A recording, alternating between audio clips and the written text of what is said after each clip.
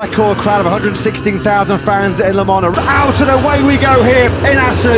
Marco Bezzecchi's got a good launch away from pole position, but so too has Pecco Bagnaia. Bagnaia's going to sweep to the inside line. Here comes Brad Binder. He's got 3 Ducatis in the first corner. He takes Marie from Binder, using that RC16 launch control to brilliant effect. He judged the lights himself fantastically.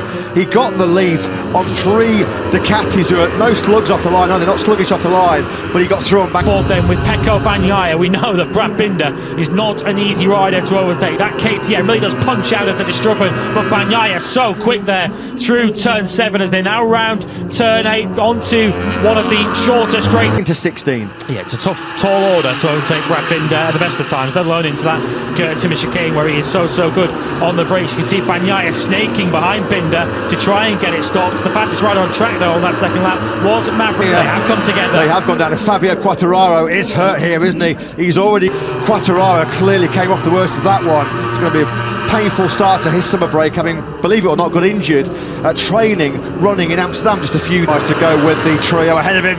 And that's Maverick Vinales. Vinales, what we just said, he's done successive fastest laps of the Grand Prix, and it all ends... Oh, but it was still 3 or 4 tenths behind Bagnaia. Binder and Bezzecchi were directly ahead of him. He has got a bit of breathing space, as you can see here on the long camera shot, looking back through the Veinschlang. Aleix Espargaro, 1.2 seconds now, clear in the hunt. He's in the Bagnaia Bezzecchi sandwich right now. And Aleix Espargaro 1.1 seconds behind. That mistake that we spotted on the previous lap cost him a good half second. He did a 1:34.5 on the previous lap, did Espargaro, which dropped him away. Today is having a real tough battle to run the hot pace at the front, and Nakagami's got through on him, coming through turn number 4. Made that look so easy. It looks like Marini just can't turn that Ducati. Yesterday his problems were on the front end. You just wonder whether that's linked. Lap 6, lap 5 though, he fired in a 1:33.229, which saw him close the gap by 4 tenths on Bagnaia, 3 tenths on Binder. Over the line they come again now. Bagnaia and Binder do immediately retaliate. 9. Both of them thankfully on their feet, but there's nothing that Zarco could do to react there. Nothing, absolutely nothing. So Zarco and Quartararo out in the same instant. The best news for them though, they were up and on their feet. The man is 1.5 seconds off the lead. Would be a season best for Aleix Espargaro if he was told on that 4th place. Fabio Quartararo, who's had a bruising end to our triple header here in Assen. The running accent job, so still a long way to go here in Assen. And I guess one of the big question marks as well is just how much durability, how much endurance will Binder have out of that soft rear tyre choice, having had to push hard in these early laps to lead. And 3.2 for him last time around. He was 3 tenths quicker than the pair ahead of him. Another Sunday shocker for Vinales. That's a 4th DNF in the last 5 Grand Prix for him. Marini gets pinched between Binder and Bezzecchi, and there's the contact as Aleix Espargaro powered the Aprilia through the right-hander. We're going to get a good look at this, aren't we? Back from Marco Bezzecchi. That's why. Of Bezzecchi, but the pace is so hot at the front of this Grand Prix. They're all in the low 33s that Martin is just not making any inroads in the 4 riders ahead of him. Unless anyone runs into tyre problems up ahead or someone crashes out, Martin looks locked down there. As a frustrated spectator watching trackside here then in Assen as Binder's KTM starts squirming underneath him on the brakes into the first corner. We drop further back down the field. The pace starting to pick up here. Bagnaia team would have told him, he probably saw it as well, that Binder's got that soft rear tyre on. He's one of only 4 riders in the top 9 that has the soft rear. You just wonder now whether Bagnaia, knowing that Binder's got the soft on, thinking, OK, I'm just going to try and up the pace here now. Wider than Bagnaia did moments ago. He's exceeded track limits. A long lap penalty for Taka Nakagami, who's having a good afternoon, to be fair to him, in 7th place, but that long lap penalty will drop him back behind Luca Marini. It's a good job of Aleix Espargaro is fighting his damage. Martin, quickest of the race so far. Binder just gone a little bit hot there, hasn't he? And that has all the ground running in that hot on the entry, compromised all of his back with our leaders then. There's confirmation on your screens of Jorge Martin's brilliant 1:33.065. To be doing that pace in these baking hot temperatures on the pretty well worn Michelin tyres already. Field, so whether he's made a mistake or that Honda has packed up on him. Either way, Lecuona is out of the points and might soon be out of the Grand Prix. Here he comes into the pit lane, but Brad Binder did respond on that last lap. The first lap, The South African is front wheel. There's Aleix Espargaro continuing his superb ride to fourth place. If it is back-to-back fourth place, you feel that this was almost as good a ride as what he had here 12 months ago when he came from 15th. Jorge Martin just coming briefly into his shot there. Gusto and Raul 13th and 14th respectively, with the final runner on circuit, Jonas Folger, in 15th spot. on board with Marco Bezzecchi, who had a bit of a head shake of his own there, coming through the fast sweepers in the final section. Just over a second to Bagnaia. What can he do in these final 9 laps or so to try and make it a dream double here in Holland? Yeah, we're going to find out in the next lap and a half just how much Marco Bezzecchi had up his sleeve. It's up to 1 point. And taking the victory here in Assen, he could not afford to let Binder get back immediately through on him, because that would have been game over. You can see now just how good the Ducati punches out that first gear turn number 5. Binder, the Distruben hairpin by the looks of it. He was running inside the top 10, but he's now out of this Grand Prix. From the drone cam, you're going to see the Grassini Ducati come into picture and a slow speed get off. There are no more slower crashes around this lap here for the Aprilia man. Look at this now, he closes down on Bezzecchi and Binder on the brakes to the Timber chicane. He started this lap, Aleix Espargaro 7 tenths behind Binder. He comes over the line just under 4 tenths down. What on Aleix Espargaro, who is without a podium in 13 Grand Prix since Aragon last year. Can't believe we're saying that. Aleix Espargaro, the big surprise package, wasn't it? A 1:33.190, the lead cut from 1.4 to 1.1 seconds. It's got a feeling of deja vu, hasn't it, this Assen Grand Prix? A flashback to last year when there were some rain spots falling. It was all about Bagnaia versus Bezzecchi. Another snake, left, right, snap sideways. That's how hard he's pushing. That factory Aprilia, you can see there that damaged right aero underneath the fairing of Aleix Espargaro's factory Aprilia. What is backroom team here in MotoGP?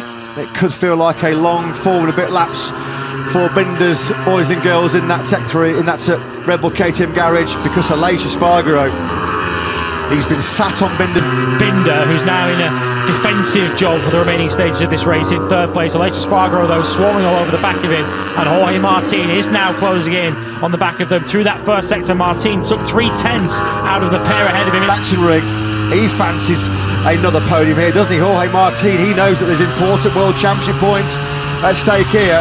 With Pecco Bagnaia leading this Grand Prix, he's only going to increase his World Championship. So just trying to limit the... Might just have the box clever here, Jorge Martin. He's worked so hard to get himself into this podium battle with Espargaro and Binder directly ahead of him.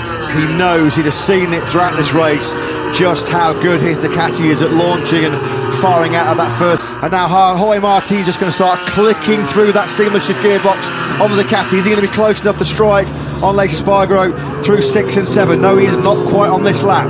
Bezzecchi can't afford to roll off and settle for second. Bagnaia and Binder right at the start of yesterday's sprint was able to quickly work his way through on the pair of them, but this time around missing that launch off the line, then just spending a little bit too long behind Brad Binder, as that cost him his hopes. We're on the last lap then, and Pecco Bagnaia, late dramas, any late disasters for him. He is going to take back-to-back wins here in the Dutch TT, just like his manager and mentor Valentino Rossi did in 2004 and 2005. Binder's had a fantastic, the end of 26 very tough, mentally and physically demanding laps here in Assen. And going into our 5-week summer break, it's a 35-point lead. Brad Binder, so we don't believe there is deja vu for KTM. If that is correct, then good luck the person who has to tell Brad Binder that he has done it again. Yeah, there's a bit of confusion here because we're not sure. It's not, as Lewis mentioned, script that late drama could you hear in Assen. Incredible. What a way to move into the summer break. Your heart goes out to Brad Binder, but yesterday he did say himself, the rules are the rules. He did stray on the wrong side.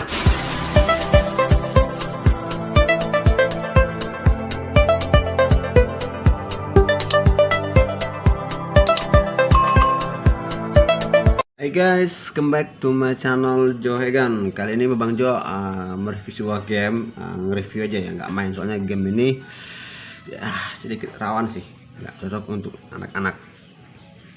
Oke, gamenya itu adalah yang bernama Treasure of Nadia. Kita coba masuk dulu ya.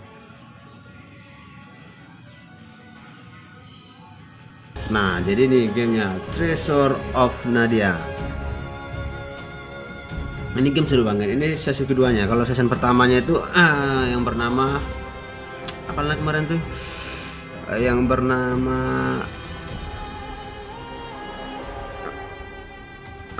lupa saya yang pertamanya. Ini Nadia ini muncul di sesi pertama itu di akhir-akhir. Oke, kita coba lanjut ya.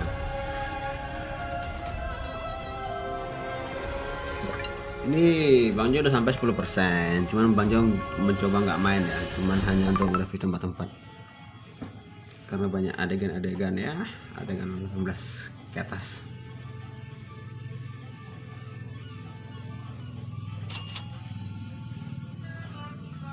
Kita review tempat aja ya. Kita awal dari sinilah. Ini adalah pinggir pantai. Ini pantai paling ujung sekali. Ini yang namanya itu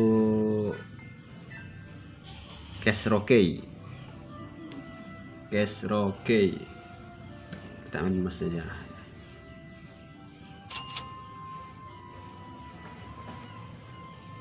Ini adalah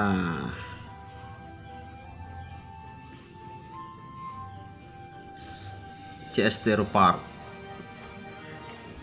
Sini ada hutan-hutan. Di sini biasanya tempat kita mengambil suatu barang yang untuk dijual nanti untuk kita supaya mendapatkan dolar. Cuman sini yang muncul emas-emas aja nih. Tambah aja lah.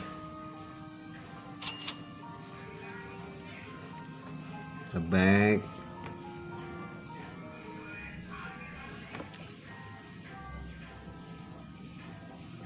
Di sini kalau ini rumah kita tadi, ini rumah saya sendiri ya. Kalau kita mengundang-undang cewek gitu untuk datang ya, cewek aplikasi hijau gitu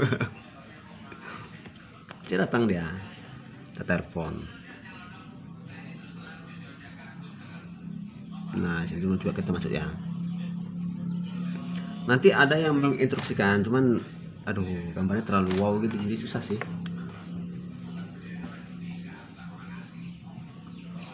Kapan-kapan ada Bang Jo akan main, nanti Bang Jo akan sensor yang enggak pantas.